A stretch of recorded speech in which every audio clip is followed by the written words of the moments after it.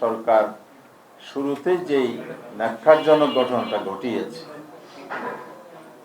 মানুষের যে প্রদত্ত রায়, প্রায় 70% মানুষ রায়কে উপেক্ষা অবজ্ঞা করেছে। আপনারা জানেন যে 16ই এপ্রিল আমাদের শীর্ষ নেতৃবৃন্দের বৈঠক ছিল। সেই বৈঠক থেকে যে কর্মসূচি ঘোষণা এসেছে, প্রথমে আমরা ঢাকা মহানগরীতে গণমিছিল করেছি 18 তারিখ এপ্রিলে। 25 তারিখ ছিল সিটি কর্পোরেশনগুলোতে। আগামী 2 তারিখ সারা দেশে জেলাগুলোতে বিক্ষোভ গণমিছিল আছে।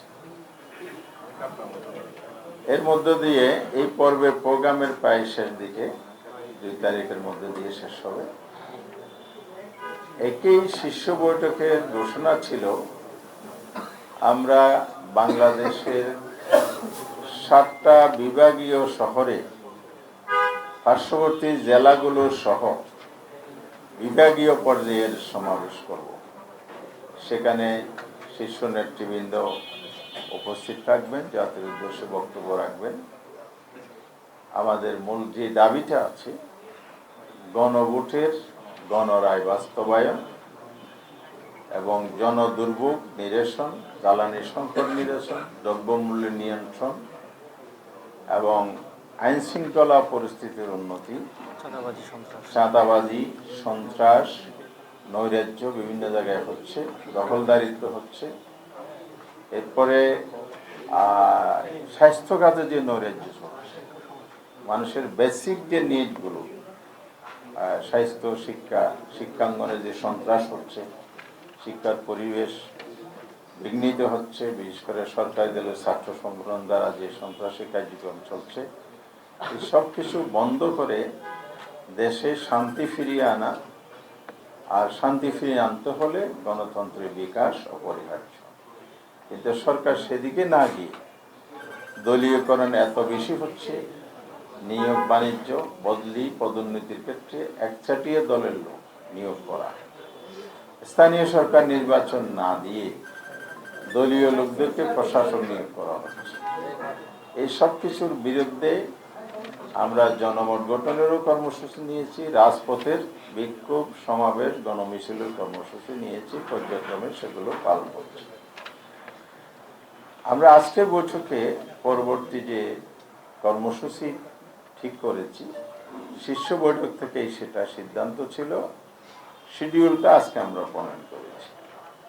সেই শিডিউল অনুযায়ী আমরা এই যে দাবি, গণভোটের রায় বাস্তবায়ন, সরকার শুরুতে যেই ন্যাক্কারজনক ঘটনাটা ঘটিয়েছে,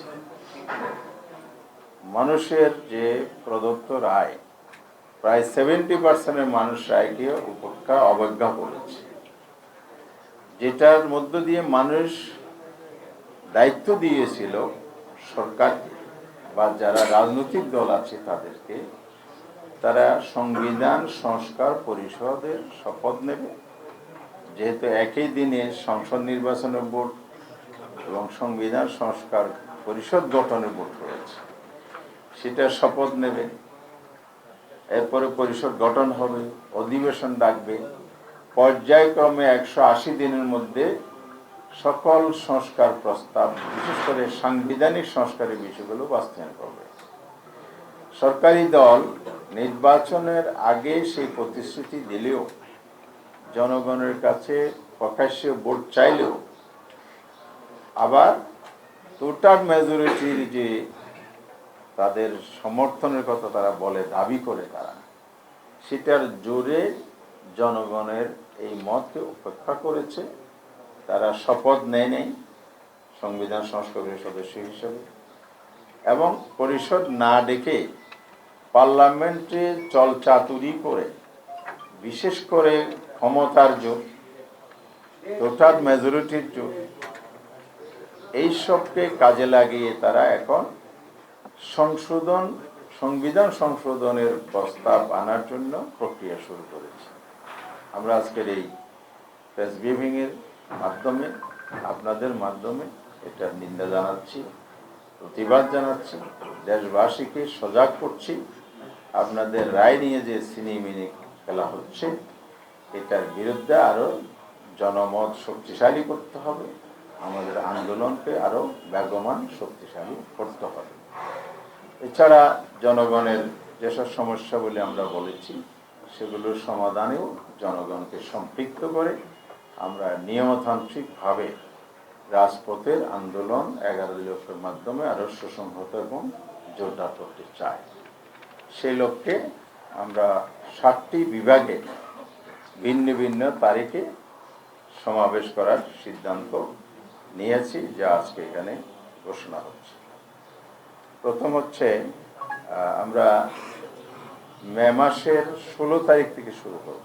2 তারিখ যেহেতু আমাদের জেলা পর্যন্ত প্রোগ্রাম আছে, তার সাথে আবার ইতিমধ্যে ঘোষিত বিভিন্ন জেলায়, জেলা শহরে সেমিনারের এই দাবিগুলোর উপর সেমিনারের কর্মসূচি চলমান আছে। যেমন আগামী 10 তারিখ চট্টগ্রাম মহানগরীতে 11 দলের এই সেমিনার আয়োজন আছে। পর্যায়ক্রমে প্রত্যেক জেলা মহানগরীতে এই সেমিনারগুলো অনুষ্ঠিত হবে। এই জন্য আমরা প্রতি মাসেই প্রোগ্রাম রেখেছি। সামনে যেহেতু একটা ঈদ আছে, ঈদের আগে আমরা একটির বেশি প্রোগ্রাম নিতে পারছি না, মানুষ কেনাকাটা নিয়ে ব্যস্ত হয়ে যাবে। এই জন্য 16 মে আমরা রাজশাহীতেই বিভাগীয় সমাবেশ করব। এরপরে ঈদের ছুটি একটা দীর্ঘ সময় থাকে, সেটা বিবেচনায় এনে আমরা 13 জুন চট্টগ্রামে বিভাগীয় সমাবেশ করব। এরপরে 20 জুন আমরা খুলনাতে বিভাগীয় সমাবেশের প্রোগ্রাম ঠিক করেছি। 27 জুন আমরা ময়মনসিংহে বিভাগীয় সমাবেশ নির্ধারণ করেছি। এরপরে 11 জুলাই রংপুর বিভাগীয় সমাবেশ, 18 জুলাই বরিশাল বিভাগীয় সমাবেশ, 25 জুলাই সিলেটে বিভাগীয় সমাবেশ করা হবে। এই সমাবেশগুলোতে ওই সিটি কর্পোরেশন বিভাগীয় শহর এছাড়া আশপাশে যত জেলা আছে প্রত্যেক জেলাকে সম্পৃক্ত করে ব্যাপক লোকদের এখানে সম্পৃক্ত করা, সমাগম করা, সমাবেশকে একটা বিশাল মহাসমাবেশে রূপান্তর করার সিদ্ধান্ত নিয়ে আমরা অগ্রসর হচ্ছি। এরপরে আমরা আরো দুটো সিদ্ধান্ত নিয়েছি। একটা হলো আমরা জেলা পর্যায়ে লিয়াজু কমিটি গঠন, এবং তার জন্য আমাদের যেমন বিভাগীয় সমাবেশের নেতৃত্ব যাবে, আবার লিয়াজু কমিটিও নেতৃবৃন্দ আবার কেন্দ্রীয় নেতৃবৃন্দ সহ সমন্বয় করে আমরা জেলা ভিত্তিক একটা সফর প্রোগ্রাম আমরা রেখেছি।